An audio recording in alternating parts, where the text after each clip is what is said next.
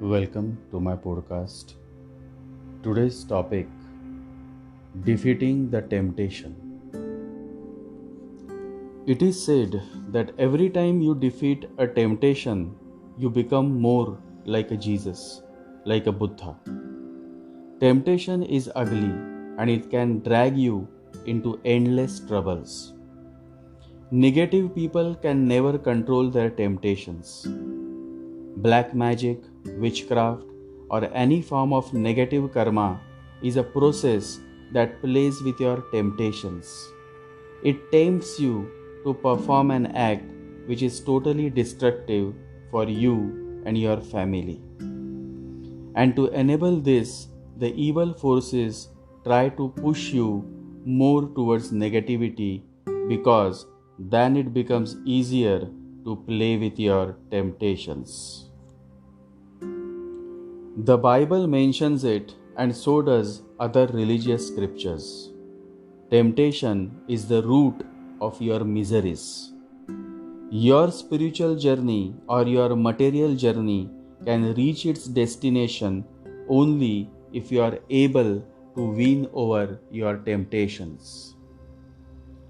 A true yogi or a monk is a person for whom temptation simply doesn't exist.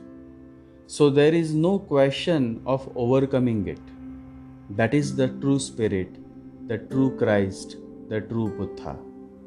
And that reminds me of a wonderful story that shares an insightful message. One day, one of Buddha's disciples, a young monk, was passing through a street when the most beautiful woman of that town fell in love with him. She came out of her house and requested the monk to come and reside with her.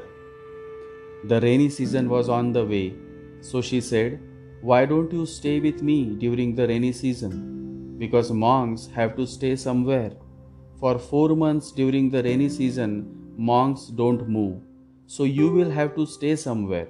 You will have to find some shelter. Why not with me?" He said, "Perfectly okay. I will just have to ask my master for permission. If he says yes, tomorrow morning I will be present at your door." The beautiful woman could not believe the way the monk said those words, as if there was no problem. He said, "Perfectly okay. I have to stay somewhere. I was going to ask somebody to give me shelter for 4 months, and this is a gift from you. I just have to ask my master. It is just a formal request because that is the way. I have to tell him that a certain woman has requested that I stay with her. Can I stay with her?" Other monks heard about this, and of course they were jealous. It was impossible to tolerate. This was too much. But they waited. They waited because they thought Buddha would absolutely say no. A monk and staying with a woman? That was not possible. But when the monk asked Buddha, Buddha looked at the monk and said, "Perfectly right. You can stay with her." Now others stood up and they said, "This is not fair. Do you not see the risk? This is a young man, and that woman is almost a magician. Even great kings are trapped by her, and this young man is almost innocent. She is not interested in giving him shelter. She has become lustful towards his beautiful body, and you say yes?" Buddha said, "You wait. We will decide who is right after 4 months. Let him go and let him stay with the woman." Those 4 months seemed very long to the other monks. It was really difficult to wait, and they knew that Buddha was going to be proved wrong. She would not leave this monk alone. She would seduce him. It was absolutely certain. And after 4 months, the monk came back and touched Buddha's feet. The others said, "Now tell the truth. What happened?" And the monk said, "Just wait a few minutes because the woman is coming and it will be better to hear it from her." The woman came and touched Buddha's feet, and she asked to be initiated into sannyas. Buddha said, "Why?" She said, "I tried to seduce him, but I failed. He seduced me into sannyas, and now I want to become a monk. For 4 months I tried every possible way, but he remained like a lotus leaf. I would dance naked around him and he would meditate. I have never failed in my life. This is the first time. For the first time, I am impressed by a man. For the first time, I have encountered a man. Up till now, I had only seen slaves. They may have been great kings, but they all touched the dust of my feet. This is the only man I have seen who remained like a lotus leaf. I tried every possible way: good food, beautiful room, beautiful clothes, beautiful bed, every possible comfort, but I failed.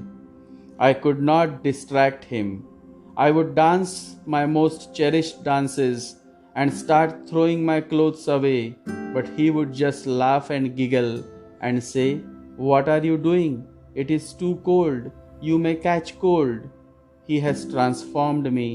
Now I would like to become the same, a lotus leaf. What a beautiful, insightful story. Virtue is nothing without the trial of temptation. For there is no conflict without an enemy, no victory without strife.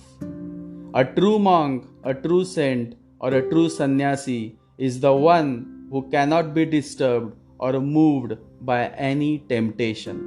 When the heart is pure and the mind is constantly conscious, temptation simply cannot exist.